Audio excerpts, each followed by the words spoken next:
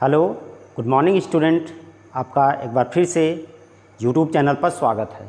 बच्चों, आज हम लोग पढ़ेंगे स्विच गियर एंड प्रोटेक्शन के बारे में, जिसको हम लोग शॉर्ट में कहते हैं SGP, जो कि इलेक्ट्रिकल इंजीनियरिंग के जो 5th सेमेस्टर के छात्र होते हैं उनके सिलेबस में यह बुक दिया गया है।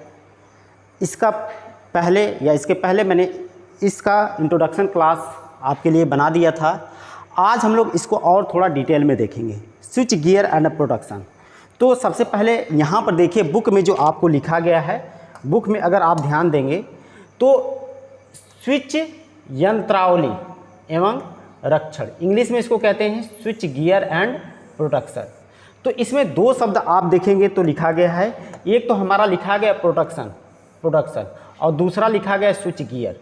तो इन दोनों शब्दों का अपना मतलब है, अपना महत्व है। तो प्रोटेक्शन का मतलब यहाँ किससे है, वह आपका सुरक्षा से। किससे है? सुरक्षा से।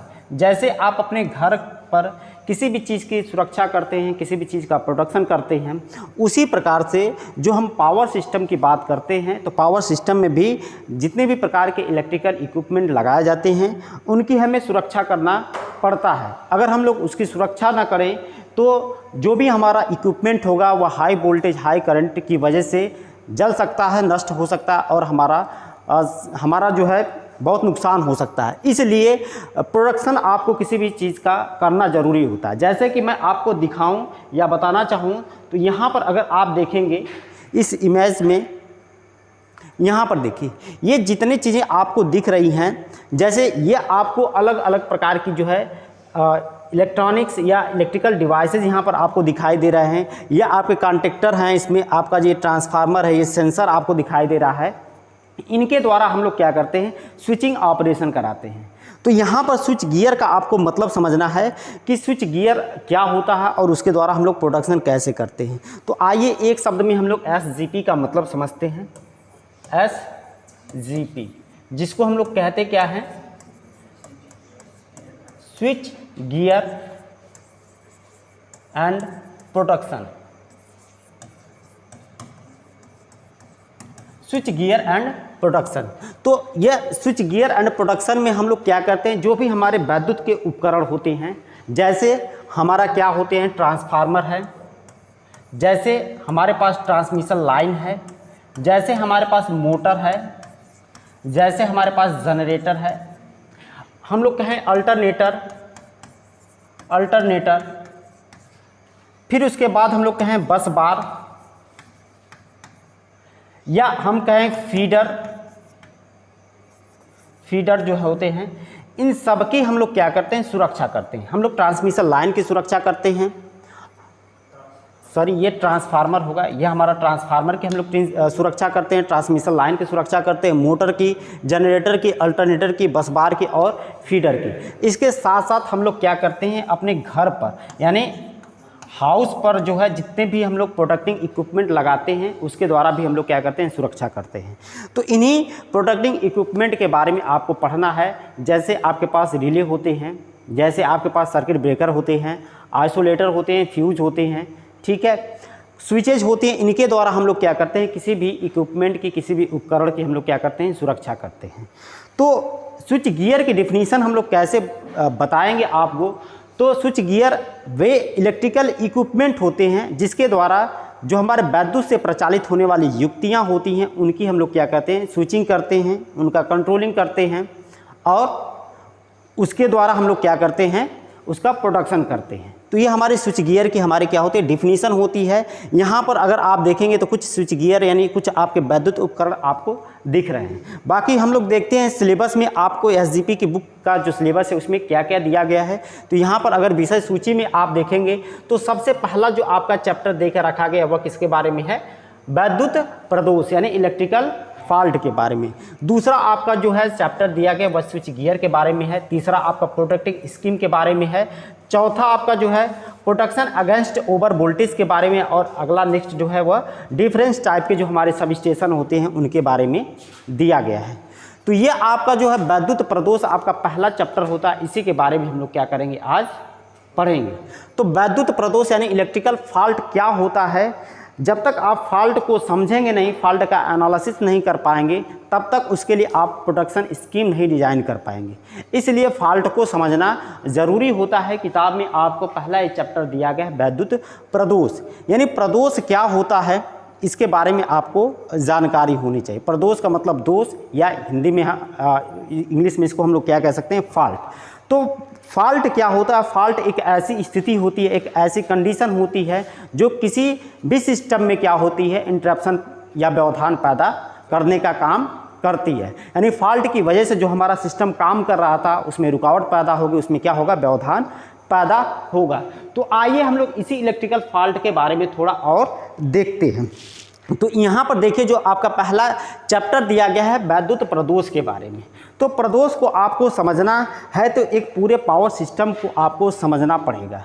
यानी पावर सिस्टम का मतलब जहाँ से वोल्टेज या करंट पैदा होती है और जहाँ पर हम लोग उसको यूज़ करते हैं, जहाँ पर उसको यूटिलाइज करते हैं, एक पूरा सिस्टम होता है जिसको हम लोग क्या कहते हैं, पावर सिस्टम का नाम देते हैं। जैसे आपको मैं बताऊं तो आप जो अपने घर पर टीवी चला लेते हैं, फ्रिज चला लेते हैं, कूलर चला लेते हैं, फ्रिज एसी चला लेते हैं, कुछ भी इलेक्ट्रिकल इक्विपमेंट को आप यूज़ करते हैं तो यह बिजली कहीं बनती है, किसी पावर स्टेशन पर बनती है, फिर वहाँ से उसका ट्रांसमिशन होता है, फिर उसका डिस्ट्रीब्यूशन होता है, फिर आपके घर तक आती है। यानी एक पूरा एक सिस्टम है जिसको हम लोग पावर सिस्टम के नाम से जानते हैं। तो यहाँ पर देखिए आपको इंट्रोडक्शन में ही, आपको परिचय में ही कुछ चीज़ें बताया गया है कि वैद्युत ऊर्जा को उपयोग में लाने से पूर्व कई स्टेजों से होकर क्या करना पड़ता है, गुजरना पड़ता है। तो इसके स्टेज कौन कौन से हैं? जैसे यहाँ पर 3 स्टेज आपको दिखाई दे रहा है। सबसे पहले हमारा स्टेज जो दिखाई दे रहा है वह क्या है, जनरेशन का। यानी जो जनरेटिंग स्टेशन होते हैं वहाँ पर वोल्टेज को हम लोग क्या करते हैं, पैदा करते हैं, वोल्टेज को हम लोग क्या करते हैं, उत्पादन करते हैं, फिर उसका हम लोग ट्रांसमिशन करते हैं, फिर उसका हम लोग क्या करते हैं, डिस्ट्रीब्यूशन करते हैं। तो जब हम लोग जनरेशन करते हैं तो जनरेशन हम लोग किन किन माध्यम से करते हैं, तो उसका नाम भी थोड़ा बहुत आपको पता होना चाहिए कि जो जनरेटिंग स्टेशन होते हैं, जैसे हमारे पास होते हैं थर्मल पावर प्लांट होते हैं, यानी जो हमारे कोयले से बिजली पैदा होती है वहाँ पर उस प्लांट को हम लोग क्या कहते हैं, थर्मल पावर प्लांट कहते हैं। जैसे हमारे पास न्यूक्लियर पावर प्लांट होते हैं, जैसे हमारे हाइड्रो इलेक्ट्रिक पावर प्लांट होते हैं, होते हैं। फिर उसके बाद हमारे जियोथर्मल पावर प्लांट होते हैं, टाइडल पावर प्लांट होते हैं। तो अलग अलग पावर प्लांट के माध्यम से हम लोग बिजली का क्या करते हैं, उत्पादन करते हैं। तो एक चीज़ यहीं से एक बड़ा ही इंपॉर्टेंट चीज़ हम बता दें आपको कि जो हमारे पावर प्लांट होते हैं,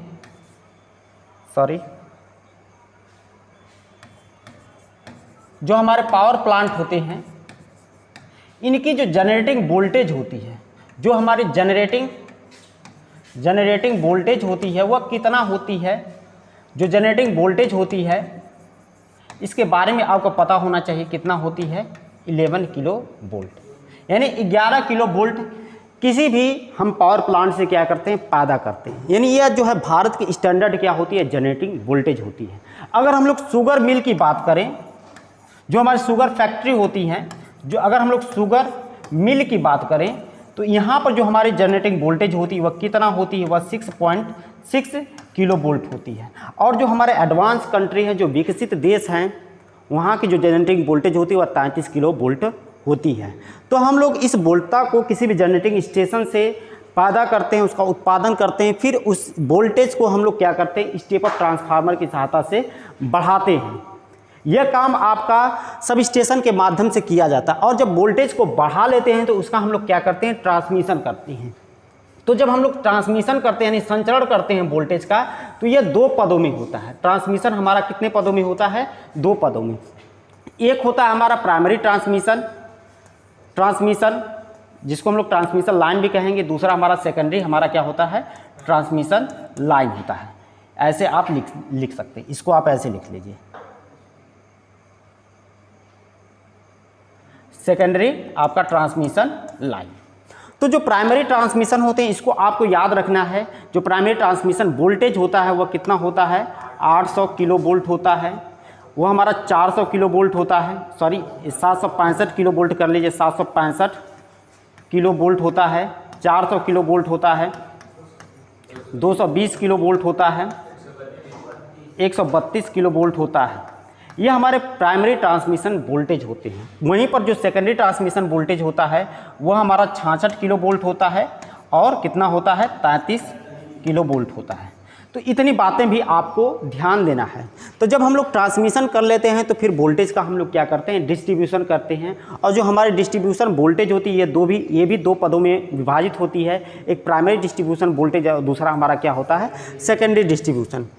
तो जब हम लोग प्राइमरी डिस्ट्रीब्यूशन वोल्टेज की बात करते हैं, तो जब प्राइमरी डिस्ट्रीब्यूशन वोल्टेज में हम लोग वोल्टता की बात करते हैं, तो जो हमारा प्राइमरी डिस्ट्रीब्यूशन वोल्टेज होता है इसमें हमारा कितना वोल्टेज आता है, वह 11 किलो वोल्ट आता है, 6.6 किलो वोल्ट आता है और हमारा 3.3 किलो वोल्ट आता है और 1.1 किलो वोल्ट आता है। वहीं पर जो हमारा सेकेंडरी डिस्ट्रीब्यूशन वोल्टेज होता है जो हमारे पास, वह कितना होता है, 440 वोल्ट होता है और 220 वोल्ट होता है। तो आपको ध्यान क्या रखना है, ये 440 या 220 जो वोल्ट होते हैं ये लाइन टू लाइन वोल्टेज होता है और यह क्या होता है, यह लाइन टू लाइन वोल्टेज होता है। और ऊपर वाली जो वोल्टेज लिखी गई है, सॉरी उल्टा हो गया, यह जो हमारी सेकेंडरी वोल्टेज होती है, सेकेंडरी डिस्ट्रीब्यूशन वोल्टेज होती है, यह हमारी जो वोल्टेज होती है वह कैसी होती है, लाइन टू न्यूट्रल वोल्टेज होती है। यह क्या होती है, लाइन टू न्यूट्रल वोल्टेज होती है। और अगला जो होता है यह हमारी जो वोल्टेज होती है वो लाइन टू लाइन वोल्टेज होती है। तो ये चीज़ें आपको इतना समझ में आनी चाहिए। अब देखिए, अब हम लोग चलते हैं प्रदोष। मैंने आपको बता दिया कि प्रदोष एक असामान्य स्थिति होती है जिसकी वजह से धारा में क्या होती है, वृद्धि हो सकती है, वोल्टता में वृद्धि हो सकती है, या फेज जो डिफरेंस होता है यानी जो कालांतर होता है उसमें कोई त्रुटि आ सकती है, तो उसको हम लोग क्या कहेंगे, प्रदोष कहेंगे। अब प्रदोष का जो मेन कारण आपको यहाँ पर बताया गया है बुक्स में, इसमें दो कारण आपको बताए गए हैं, एक मैकेनिकल इंजरी के कारण जो है, दूसरा इंसुलेशन फेलर के कारण। तो मैकेनिकल इंजरी का मतलब ये होता है कि जैसे आपके घर पर कोई लाइन गई है, आपके घर के पास से कोई लाइन गई है, या कोई ट्रांसमिशन लाइन कहीं से गई है, या कोई आपका इलेक्ट्रिकल सिस्टम बनाया गया है, वो इलेक्ट्रिकल सिस्टम आप देखते हो कि आंधी तूफान वर्षा के कारण अक्सर उसमें कुछ न कुछ प्रॉब्लम आ जाती है, कुछ न कुछ दिक्कत आ जाती है। तो इस तरह से जो फॉल्ट आते हैं उसको हम लोग मैकेनिकल इंजरी के या मैकेनिकल प्रदोष के अंतर्गत या मैकेनिकल चोट के अंतर्गत आने वाले फॉल्ट को कहते हैं। उसी प्रकार से इंसुलेशन का फेल हो जाना, इंसुलेशन का जो फेल हो जाना, यह किस तरह का एक प्रदोष है। जैसे हम जब भी स्विचिंग ऑपरेशन करते हैं, स्विचिंग ऑपरेशन का मतलब ये होता है कि जब भी हम लोग सप्लाई से लोड को कनेक्ट करते हैं या सप्लाई से लोड को हटाते हैं, तो उसको हम लोग कहते हैं स्विचिंग करना, यानी स्विचिंग ऑपरेशन करते हैं। या जो हमारे आकाशीय बिजली होती है जिसको हम लोग लाइटनिंग स्ट्रोक कहते हैं, जिसको हम लोग क्या कहते हैं, लाइटनिंग स्ट्रोक कहते हैं। इसकी वजह से जो हमारे केबल्स होते हैं, जो वायर्स होते हैं, उसके ऊपर जो इंसुलेशन लगाया जाता है वह ब्रेक डाउन हो जाता है, ख़राब हो जाता है और हमारे फॉल्ट का कारण बनता है। तो जो इंसुलेशन फेलर का जो कारण है वो हमारी स्विचिंग ऑपरेशन की वजह से या हमारी लाइटनिंग स्ट्रोक की वजह से हमारा क्या होता है, इस तरह का फॉल्ट आता है। तो ये चीज़ें उम्मीद है कि आपको समझ में आई होगी। आइए हम लोग नेक्स्ट देखते हैं। नेक्स्ट जो होता है, हमारे फॉल्ट को क्लासिफाई किया जाता है कि सिंगल फेज़ में हम लोग किस तरह के फॉल्ट को देख सकते हैं, 2 फेज़ में हम लोग किस तरह के फॉल्ट को देख सकते हैं और 3 फेज़ में हम लोग किस तरह के फॉल्ट को देख सकते हैं। तो यहाँ पर जो आपको एक टेबल दिखाई दे रहा है, इसमें अगर आप ध्यान से देखेंगे तो यहाँ पर लिखा गया 3 फेज़ विद्युत प्रणाली में विभिन्न प्रकार के वैद्युत प्रदोष। तो किन किन प्रकार के हमारे वैद्युत प्रदोष होते हैं उसके बारे में आपको क्या करना है, यहाँ पर समझना है। तो देखिए यहाँ पर अगर ये देखिए 1 कॉलम, 2 कॉलम, 3 कॉलम और 4 कॉलम। तो पहला जो कॉलम में आप देखेंगे, तो पहला जो कॉलम है इस रो में आप देखिए, इसमें ओपन सर्किट फॉल्ट के बारे में बताया गया। किसके बारे में, ओपन सर्किट फॉल्ट के बारे में। दूसरे में शॉर्ट सर्किट फॉल्ट के बारे में, तीसरे में अर्थ फॉल्ट के बारे में और चौथा में कंबाइंड फॉल्ट के बारे में बताया गया है। तो जो हमारे ओपन सर्किट फॉल्ट होते हैं वह किस किस प्रकार की लाइन में हो सकते हैं आपको समझना है। तो देखिए यह हमारे single fault in single phase, यह दूसरा लिखा गया फॉल्ट इन 2 फेज और तीसरा लिखा गया फॉल्ट इन 3 फेज। तो आपको यहाँ पर समझना क्या है कि हमारे सिंगल फेज में किस किस तरह के फॉल्ट हो सकते हैं, ये चीज़ें आपको यहाँ पर समझना है। तो जो सिंगल फेज की सप्लाई होती है, सिंगल फेज की लाइन गई होती है, उसमें वो लाइन में केवल और केवल हमारा क्या हो सकता है, ओपन सर्किट फॉल्ट हो सकता है। शॉर्ट सर्किट फॉल्ट हमारा पॉसिबल नहीं है, क्योंकि एक लाइन में हमारा शॉर्ट सर्किट फॉल्ट नहीं होता है। शॉर्ट सर्किट फॉल्ट होने के लिए कम से कम 2 लाइन होना आपको ज़रूरी है। तो यहाँ पर आपको देखिए एक कोई फेज जो है, जो आर है, यह क्या हो गया, ओपन हो, यहाँ पर ओपन हो गया, यानी कैसा फॉल्ट हो गया, ओपन सर्किट फॉल्ट हो गया है। वहीं पर अगर 2 फेज लाइन में अगर देखें आर वाई बी में, तो दोनों में हमारा ओपन सर्किट फॉल्ट हो गया है। अगर 3 फेज लाइन की बात करें या आर वाई बी में, तो तीनों में हमारा क्या हो गया, ओपन सर्किट फॉल्ट हो गया, यानी तीनों तार हमारे ओपन हो सकते हैं। तो इस तरह से हमारे फॉल्ट को आपको देखना है कि हमारा सिंगल फेज फॉल्ट, हमारे सिंगल फेज लाइन में ओपन सर्किट फॉल्ट हो सकता है, एक तार हमारा ओपन हो सकता है। उसी तरह से टू फेज हमारे अगर कोई सिस्टम है तो उसमें हमारे दोनों तार ओपन हो सकते हैं, यानी ओपन सर्किट फॉल्ट हो सकता है। उसी प्रकार से हमारा जो 3 फेज सिस्टम होता है, इसमें भी हमारा ओपन सर्किट फॉल्ट हो सकता है। अब यहाँ पर देखिए शॉर्ट सर्किट फॉल्ट, तो सिंगल फेज हमारी कोई लाइन गई है, तो उसमें शॉर्ट सर्किट जो फॉल्ट होता है वह नॉट पॉसिबल, यहाँ पर क्या लिखा गया, not possible in single phase, यानी जो शॉर्ट सर्किट फॉल्ट होता है वह सिंगल फेज में हमारा पॉसिबल नहीं होता है। 2 फेज में देखिए यहाँ पर फॉल्ट हो गया, यानी शॉर्ट सर्किट फॉल्ट क्या है, पॉसिबल है। वहीं पर 3 फेज में देखिए यहाँ पर देखिए फॉल्ट हुआ है, यानी 3 फेज में हमारा शॉर्ट सर्किट फॉल्ट क्या है, पॉसिबल होता है। अब अर्थ फॉल्ट देखिए, अर्थ फॉल्ट में हम लोग क्या देखेंगे, अर्थ फॉल्ट में अगर देखिए आप जो है, तो अर्थ फॉल्ट में हमारा सिंगल फेज लाइन में हमारा अर्थ फॉल्ट हो सकता है, समझ रहे हैं। उसी प्रकार से अगर 2 फेज की लाइन है तो उसमें क्या होगा, शॉर्ट सर्किट फॉल्ट हो सकता है और अर्थ फॉल्ट भी हो सकता है। वहीं पर देखिए अगर 3 फेज की लाइन गई है तो उसमें शॉर्ट सर्किट फॉल्ट और अर्थ फॉल्ट भी हमारा क्या हो सकता है, हो सकता है। यानी चाहे वो सिंगल फेज की लाइन हो, चाहे 2 फेज की लाइन हो, चाहे 3 फेज की लाइन हो, तीनों में हमारे क्या हो सकते हैं, अर्थ फॉल्ट हो सकते हैं। उसके बाद अगर कंबाइंड फॉल्ट की बात करें, तो कंबाइंड फॉल्ट जब किसको कहते हैं, जब एक से अधिक फॉल्ट किसी सिस्टम में होता है तो उसको हम लोग क्या कहते हैं, कंबाइंड फॉल्ट कहते हैं। तो यहाँ पर देखिए हमारा कंबाइंड फॉल्ट जो सिंगल फेज की बात करते हैं, तो इसमें ओपन सर्किट फॉल्ट और अर्थ फॉल्ट भी हुआ है। अगर 2 फेज की बात करें तो यहाँ पर शॉर्ट सर्किट फॉल्ट और अर्थ फॉल्ट हुआ है। अगर 3 फेज की बात करें तो इसमें देखिए open circuit fault, short circuit fault और अर्थ फॉल्ट तीनों हुए हैं। इसलिए ये जो टेबल आपको दिया गया है बड़ा ही इंपॉर्टेंट टेबल है, इसको आपको समझना जरूरी है, आपके एग्ज़ाम की दृष्टिकोण से बड़ा ही इंपॉर्टेंट होता है। ये टेबल बनाने के लिए आता है। तो इतनी चीज़ें अगर आपको समझ में आई होगी तो अब आगे हम लोग देखते हैं क्लासिफिकेशन ऑफ फॉल्ट, यानी फॉल्ट का वर्गीकरण। तो एक बार आप इसको देखिए, फिर इसके बाद हम लोग आगे पढ़ते हैं।